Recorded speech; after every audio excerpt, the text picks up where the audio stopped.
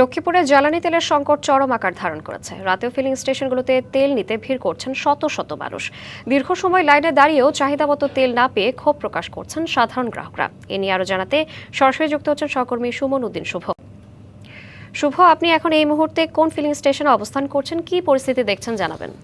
শ্রাবন্তী, আমি এই মুহূর্তে রয়েছি লক্ষ্মীপুর শহরের মেসার্স ধরিত্রী ফিলিং স্টেশনের সামনে। এখানে আমি সকাল থেকে এসে দেখেছি ভোর 5টা থেকে এখানে যে ডিজেলের জন্য ডিজেল চালিত গাড়িগুলো রয়েছে সেগুলো লাইনে দাঁড়িয়েছেন এবং ক্রমেই এখানে বাইকারদেরও উপস্থিতি আমরা দেখতে পেয়েছি।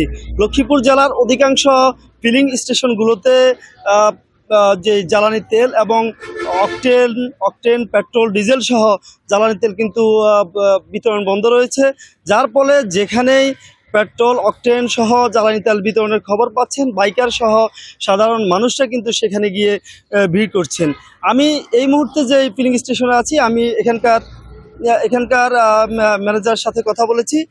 তিনি আমাকে জানিয়েছেন এখানে দুপুর 12টা নাগাদ এখানে জ্বালানি তেল তারা পাবেন বলে কর্তৃপক্ষ তাদেরকে জানিয়েছেন এবং জ্বালানি তেল পাওয়ার পরপরই তারা কিন্তু বিকাল 5টা থেকে বিতরণ করবেন বলে আমাদেরকে নিশ্চিত করেছেন। তবে শিয়া বাটার ও ভিটামিন সমৃদ্ধ লিলি বিউটি সোপ, তারুণ্যময় উজ্জ্বল ত্বকের জন্য।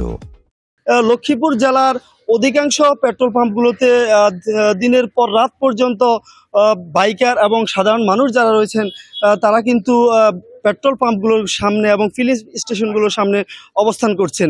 যদিও বাইকার এবং সাধারণ মানুষ অভিযোগ করেছেন তারা দীর্ঘক্ষণ লাইনে দাঁড়িয়ে থাকার পরও তারা পর্যাপ্ত পরিমাণের তেল তারা পাচ্ছেন না।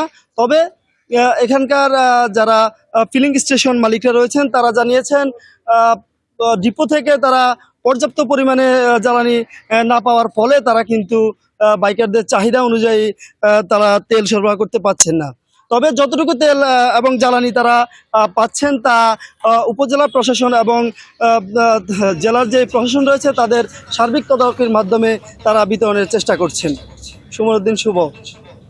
ধন্যবাদ আপনাকে।